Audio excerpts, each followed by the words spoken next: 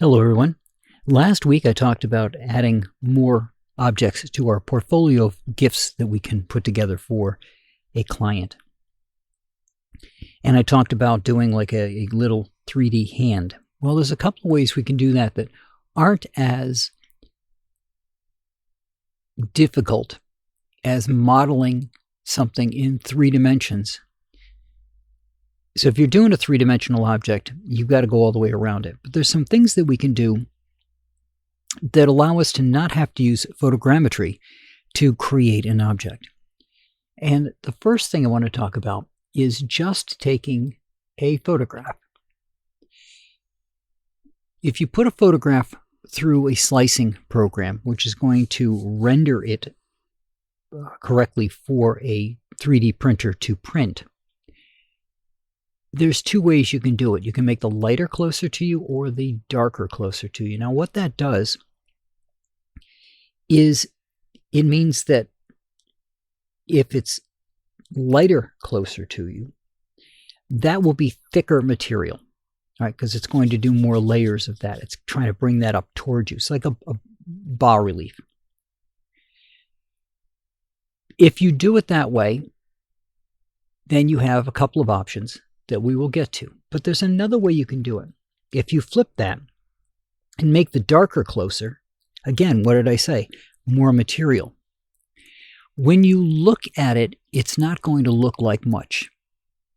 However, if you backlight it, it looks like the original object, right? Because that thicker material makes it darker, so it reverses that light and dark with the backlight coming through it, giving you a image that you could then put in something like a lamp. I don't know if you guys have seen the LED cube lamps, for example, but if you had one side of that that allowed you to slide in, or was printed with it, that image that you created from your photograph, that would mean that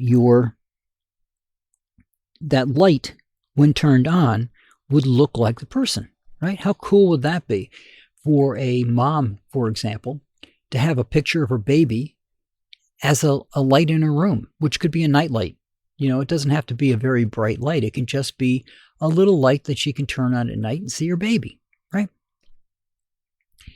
The easiest way to do that from a technical standpoint is to have a lamp that you can slide in or attach to your image that you've created in 3D. The other thing you could do with it, of course, is it could sit in a window, right? Light's coming through the window. It's going to backlight that thing. It's going to look great. And all you have to do there is just attach it to some suction cups and stick it to the window. The more complicated method would be to render it as a bas relief in 3D and create the lamp around it.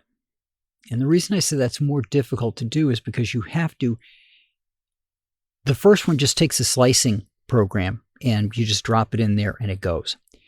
If you're trying to do it the other way, what that's going to mean is that you're going to have to do a little bit more work getting that first 3-dimensional object done before you can hook it to your cube. Now, there are other ways that we can do this, and there's other things that we can do, and they'll get a little harder as we go and a little more expensive as we go. The other thing that we can do is hue painting, basically. It is a process by which the 3-dimensional object gets turned into a photograph by layering over different colors. Now, as you can imagine, if you had a single color 3D printer, you're going to have to stand there and swap out the individual colors. Having something that has more colors that feed into it, like a 4-color, would give you a little bit more flexibility, right? You could use the red, green, blue, or cyan, magenta, and red, are the cyan and magentas, and yellow for with a white material to paint the color. And what that does is it puts a layer of, let's say you wanted to have green, right? It's going to want to put a couple of colors together to get that color. Right? If you remember when you were back using crayons and you put one color over the other, you would get a different color. So by taking those 4 colors, the 4 basic colors, right? Red, green, and blue, RGB that we're used to for everything, you can then combine those colors to create other colors. Because this is 3D printing, you're going to print with one filament and then put another filament over it. And there are programs out there that will handle that calculation for you, right?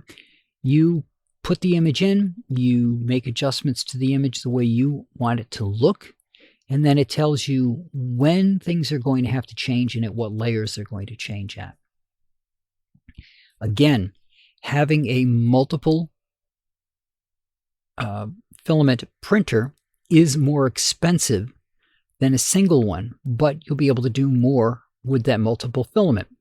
Again, this is something that you could hand out to an outside firm to print for you as well. So keep that in mind. Another thing that you could do that you could also hand out to an outside firm is, again, using that 3D print from your slicing, but reversing it so that the light is closer to you, looks more like the person when you're looking at it, not backlit, right? You've inverted the image. Just the same thing as if you have it open in Photoshop and you invert your black and white. This is the same process. It looks more like the person because the face is pulled forward. That could then be painted. Now, it looks like something to begin with. It looks like the person, whereas the first example that we talked about does not look like the person until it's backlit. This one does. So let's say you have somebody with dark hair. That dark hair is going to be the thinnest layer here, and that'll get painted the color of their hair. And then you paint the rest of the stuff in there. You could do this yourself, or you could have somebody do it for you based off of the picture, right? You give them the picture and you give them the 3-dimensional that was based off that picture and allow them to paint it to match. Now, these type of objects, whether it be painting with the hue or painting, having it physically painted, could then be put in a frame. They could be made into a tree ornament. They could be used in a lot of different places. The first method, the light method, requires a light to be behind it, so it's a little bit less flexible, let's say, into where it can go, because you're not just going to hang that on a wall. It needs to have a light behind it, but it can hang on a window. It can be put into a lamp, which gives you something that's more versatile from the perspective of it's just something that could be anywhere in the house, right? That lamp can be there and the person can turn on that lamp and see that image at any time. So you've got a couple of different options here of what you can create and what you can use from a 3D object to create something very unique for your client. And you could even hook your logo in as part of the backing of whatever it is that you created for them.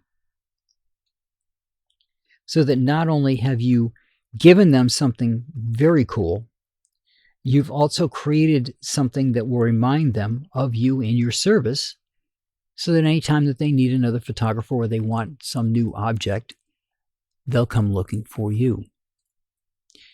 So again, this is about expanding our portfolio of items that we can sell to a client that's going to be meaningful to the client. And that's what I got for you guys this week, and I will talk to you all next week.